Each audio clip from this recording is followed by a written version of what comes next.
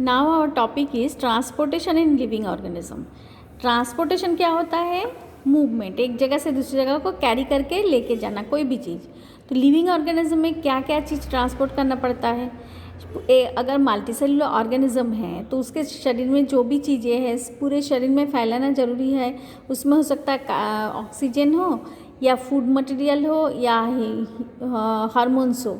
All this will have to be transported throughout the body, otherwise there will be no reactions. Physiological reaction cellular level पे होता है, तो each and every cell need the raw material. तो उसी raw material को एक organ से दूसरी जगह पे लेकर जाने का जो प्रोसीजर है that is called as a transportation. तो इसमें ह्यूमन बॉडी में जो होता है दैट इज़ कॉल्ड सर्कुलेशन। बहुत सारे ऑर्गेनिज्म में ये सर्कुलेशन वर्ड यूज होता है। So all living organisms, whether unicellular or multicellular, show an important property of exchange of materials with their surrounding as well as between various parts of their cell or body. तो उस समय उसको transport होना जरूरी है। So organisms take up oxygen and nutrients from the surroundings and these are circulated within the body for various metabolic activities. Then the waste generated within given out into the surroundings, जो waste product बनेगा वो भी तो उसको बाहर निकालना पड़ेगा, तो उसका भी ट्रांसपोर्टेशन होना एक सेल से वो बाहर जाके जहाँ के थ्रू एक्सक्रीशन हो रहा है तो उसी ऑर्गन तक पहुँचना है।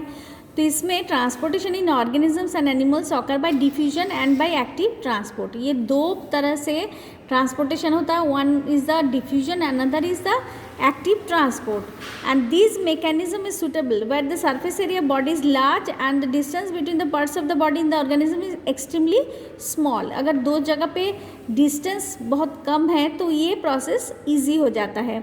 जैसे साइटोप्लाज्म में साइक्लोसिस होता है, circulatory movement of this cytoplasm is called as the cyclosis. So cyclosis is a streaming movement of the cytoplasm shown by almost all living organisms, जैसे कि example paramecium, amoeba, root hair cells of many plants and WBC in animals, उसमें easily हो जाता है। So it is for transportation within the cell of intracellular transport. Intracellular शब्द वहीं पे use होता है जब सेल के सेल में ट्रांसपोर्टेशन होना है, एक सेल के अंदर ही ट्रांसपोर्टेशन हो रहा है तो उसको हम इंट्रासेलुलर बताएंगे। तो उसमें साइक्लोसिस से एक जगह से दूसरी जगह इजीली ट्रांसपोर्ट हो सकेगा। लेकिन in sponges and coelenterates the surrounding water is circulated through the body cavities. तो अगर उसका मल्टीसेलुलर ऑर्गेनिज्म है तो उसमें सर्कुलेशन के लिए बॉडी कैविटी उसमें पार्टिसिपेट करता है। And in flatworms there is parenchymal circulation. Parenchymal जो टिश्यू है उसमें सर्कुलेशन होता है, और ये अलग अलग नाम आपको याद रखना है। जैसे कि इन राउंड वर्म्स एमसीक्यू में भी पूछा जा सकता है क्वेश्चंस या वन लाइन आंसर में। इन राउंड वर्म होता है तो there are no blood vessel, उनका कोई ब्लड वेसल नहीं है कि ब्लड के थ्रू सर्कुलेशन होगा।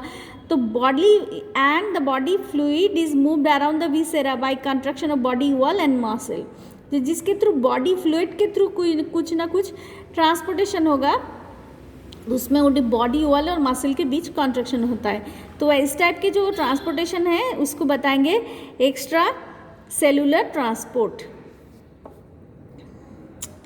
ये एक डायग्राम के थ्रू समझाया, जैसे कि ये देखो ये एक स्पॉन्ज की बॉडी, जैसे फूड ये माउथ इस तरफ से जा रहा है डाइजेस्टिव सिस्टम से होते हुए, और फिर जब न्यूट्रिएंट्स उसमें से डाइजेशन हो गया वो बाहर निकल कर इधर ब्लड सर्कुलेशन में आ गया, फिर ये हार्ट की तरफ आएगा, और ऑक्सीजन कार्बन डाइऑक्साइड का जो ट्रांसपोर्ट है उसके अलग से जो रेस्पिरेटरी सिस्टम उसके थ्रू ट्रांसपोर्टेशन हो रहा है, और ये इंटेस्टिनल फ्लूइड को अलग से दिखाया जाए कि जहाँ पे डाइजेस्टिव सिस्टम के अंदर इंटेस्टिनल फ्लूइड से एक्सचेंज होता है, क्योंकि उसमें जो लार्जर पार्टिकल्स है those will be digested and changes into smaller particles. फिर उसमें से वो ट्रांसपोर्ट होकर छोटे छोटे पार्टिकल्स क्या हो जाता है, इंटेस्टिनल वॉल से भी छेद होकर निकल कर ब्लड सेल में आ जाता है। सो ये फिर ब्लड से बॉडी सेल में पहुंच जाएगा। और दूसरा सर्कुलेटरी सिस्टम से जो एक्सक्रीटरी मटेरियल है यूरिनरी सिस्टम के थ्रू बॉडी से बाहर निकल कर आएगा। तो ये है process of the circulation, excretion and digestion. सारे ऑर्गन्स को एक कॉमन डायग्राम के थ्रू समझाया गया।